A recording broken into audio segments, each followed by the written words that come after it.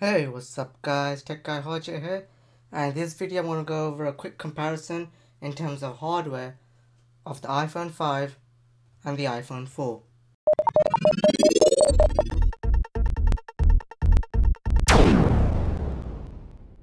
So let's get on with this video, and I have laid out some white paper. I know normally you'll see my desk, but because there's been a lot of speculations and confirmed pictures that the back of the iPhone scratches a bit too easily for a lot of people's liking. Because of the silver back, it does scratch quite easily, which is not a good thing. So, and like you can see, I've still got these screen protectors that you get when you first unbox the phone. And I have done an unboxing, so this is straight after the unboxing. So I've kept these on until I get a case for the back, and then we can be in business. So this is a quick comparison video of the hardware between the iPhone 4 and the iPhone 5. So let's have them back to back really carefully. I don't want to mess anything up. So let's do this and get in focus. So as you can see, the iPhone 5 is a lot thinner than the iPhone 4 and slightly taller. I mean, it's that much taller, so it's not much of a difference. And of course, the big difference in this iPhone this year is that dock connector at the bottom. Well, it's not really called a dock connector anymore. It's more like a lightning connector. Now, I've heard a lot of people saying online that it's called a lightning bolt connector. Just to correct, I'm not trying to be smug or anything, but it's just to say that it's not actually called a lightning bolt connector, it's just a lightning connector. Which again, Apple is doing because of the whole Thunderbolt connector, so they're trying to make it be lightning, Thunderbolt. I don't know what else they'll come up with. Thunder. Okay, they've already got Thunder, my bad. Thunder, Lightning, Storm connector. I don't know what else they could come up with. But yeah, the connector's changed. The headphone jack's gone to the bottom. The speaker grill has changed. It's a bit more flush. And apparently it's smaller but with better sound. I haven't really tested out the speaker yet. So yeah. On the side, you have your... Have I got this the wrong way around? Yeah, I've got it back to back. Okay, so let's flip it over so it's right way up. So there we have, the buttons are the same. There's not much of a difference in the buttons. See, I hate having to manually focus. The mute switch is the same. Obviously, at the top of the iPhone 5, there is no headphone jack or mic. And if you can notice, there is no slit either. Like, you know that antenna slit? There is none on the iPhone 5. And of course, your sleep wake button is the same. Flipping it over again. Over here again, it's flush. And the only thing you see is that place where you insert your micro SD card. And of course, there is a slit for the antenna over here, but there isn't one on the iPhone 4. And of course, on the iPhone 5, you have a nano SIM, whereas on the iPhone 4, we've been accustomed to micro SIMs.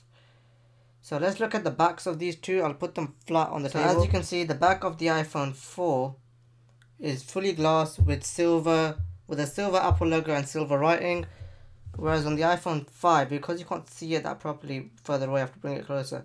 It's black glass, anodized black aluminium, black Apple logo, black writing with again another strip of black glass at the bottom. And of course the screen is bigger. That was the big thing everyone was going crazy about. So let's turn these two screens on and see how much bigger they are. So I'm trying to get it aligned as best I can. And okay, so let's focus that up.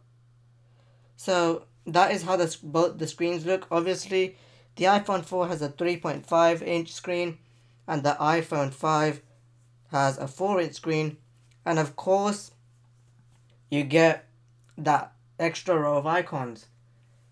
So, and I tweeted out earlier like a bit of a sarcastic joke where I just said, I think the biggest dilemma people will have with their iPhone 5 is what apps to put on that extra row of icons. So this was a very quick comparison, and if you, I don't know, with the black iPhone you can't really notice, but let me try my best to show you. I don't know if you can tell, but the bezel is a bit thinner on the iPhone 5. If you can see that there. Let me do this. Let me change the wallpaper quickly on the iPhone 4 so that you can tell, because the wallpaper I have at the moment is it has a black, it fades to black, so you can't really see the wallpaper properly. Okay, I'm trying to find a wallpaper which isn't black from the sides. Okay, let's try this one. This is just a random one, but who cares? So if you can see the bezel, this is the bezel on the iPhone 4, so it does seem a bit thicker than the iPhone 5. Just slightly. I think I just realized something. This wallpaper is not even scaled for this screen. So let's quickly change that. I don't know why I did not realize that, because I just saw black borders around it.